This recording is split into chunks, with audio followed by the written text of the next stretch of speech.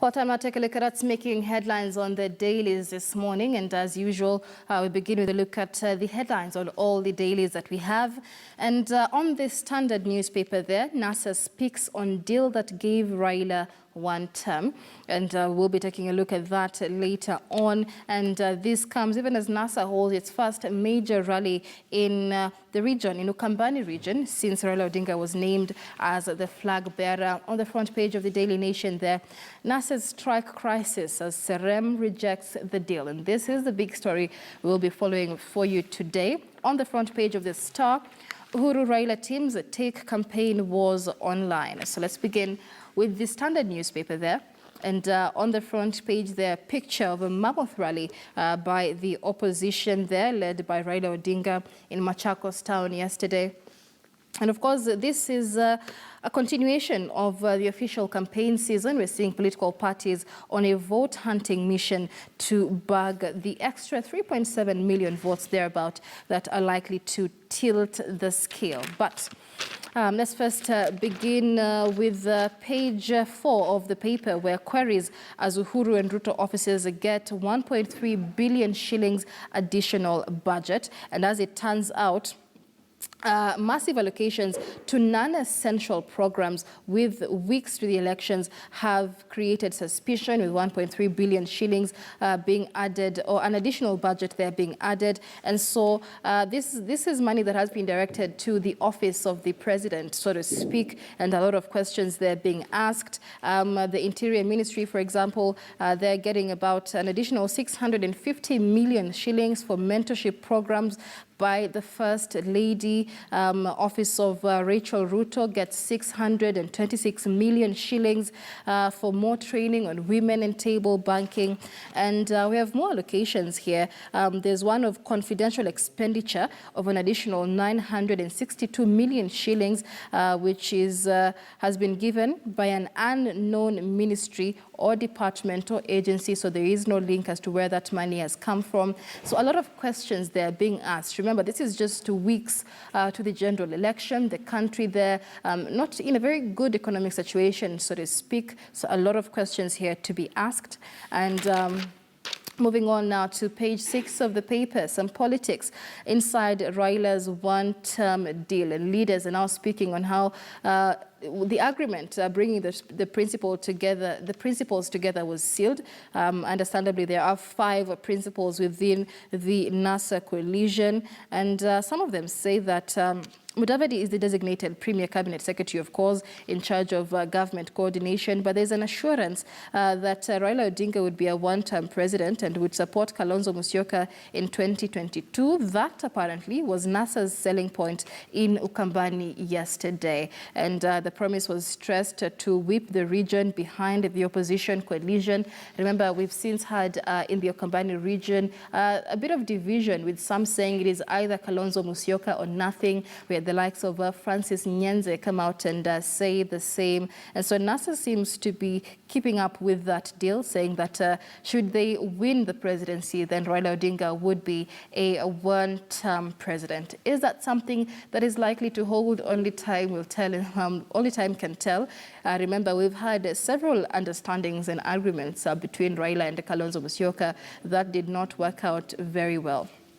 But also, taking a look at page 7 there, Uhuru and Ruto to campaign in Western again. And of course, again, in a vote-hunting mission, the president is expected to address several meetings in Kisii and Nyamira today before joining his deputy in Kakamega. All right, and moving on to page 9, a health story here, and quite an interesting feature. Experts raise concern about rising HIV treatment failure.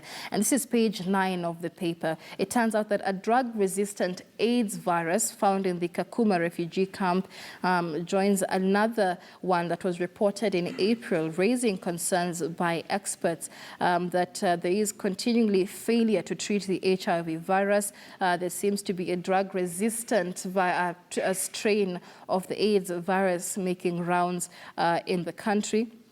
And the report shows that the resistant rates are up to 64% among refugees and the host community in the Kakuma refugee camp. So that is something that is raising quite a bit of concern in the medical fraternity.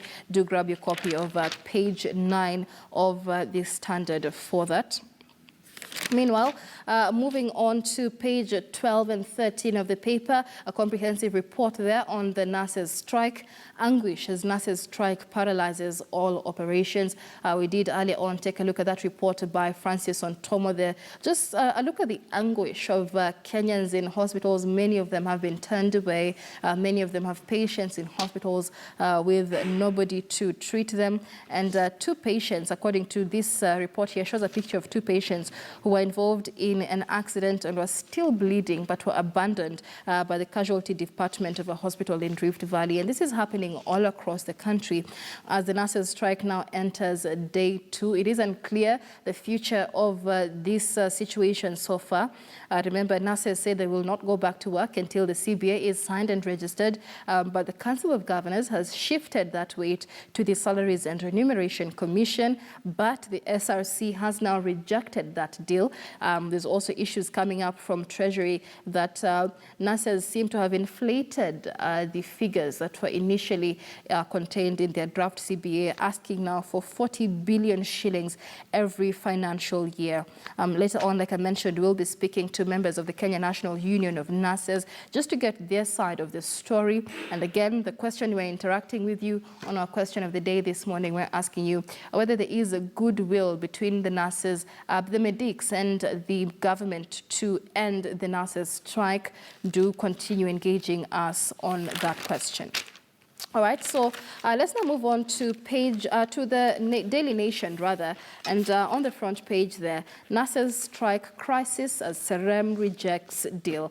And that's what we just looked at on the Standard newspaper here. Desperate patients continue to be turned away from hospitals, but SRC boss has thrown out the CBA saying it is unreasonable. So it is quite a contentious CBA. The members of the Nurses Union will be telling us what was contained in this CBA, but there was issues like 50,000 shillings for uniform allowance per year, a responsibility allowance of 5,000 shillings, and about 15,000 shillings for negotiated health risk allowance. But a lot more was contained here. The nurses' allowance was 20,000 shillings, but then there's different job groups, so they vary among the job groups. So the nurses will be telling us what they expect. But on page 2 there, Serem rejects the salary deal as nurses' strike hits hospitals.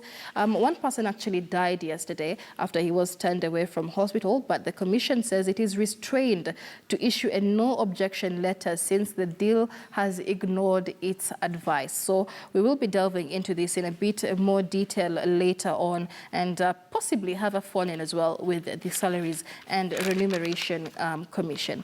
And on the other hand, on page 4 of the paper, NASA demands a probe into killing of Mumias boss. Now, leaders of the National Super Alliance who were in yesterday were calling for the arrest of those behind the killing of Mumias Sugar Company Secretary Ronald Lubia.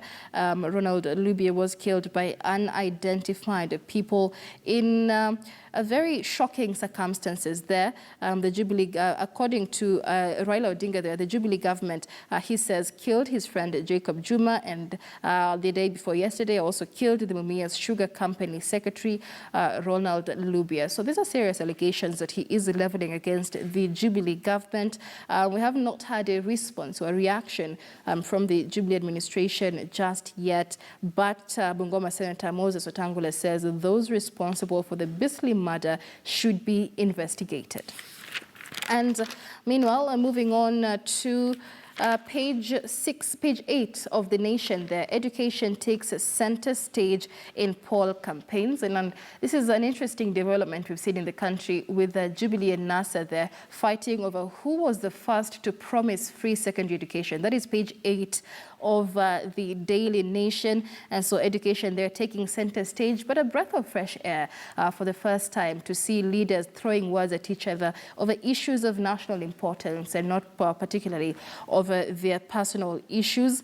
And we have educational stakeholders now, likes of NAT Secretary General Wilson Sossion, saying they would appreciate if the politicians focused on the improvement of infrastructure, provision of food to students, employment of more teachers, and payment of tuition fees on time. And free secondary education is what both Jubilee and NASA are campaigning for should they clinch the position in the August 8th elections. NASA has, however, promised to implement this by the 1st of September after they win the elections, if that's what's going to happen. A lot of questions as to how they're going to implement that within a month, and criticism there from the Jubilee administration as well. And this is a conversation we'll also be having in a bit more detail in coming days, just to see whether it is possible, first of all, with the situation in the country, the economic situation, to implement free secondary education.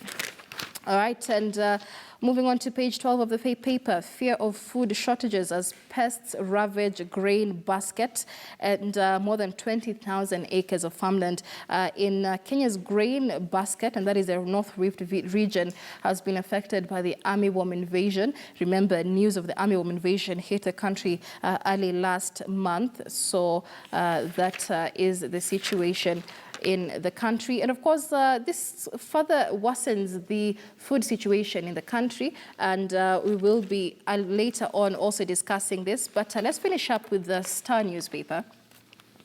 And on the front page, the Uhuru Raila teams that take their campaigns online, with their digital teams unleashing nasty political propaganda.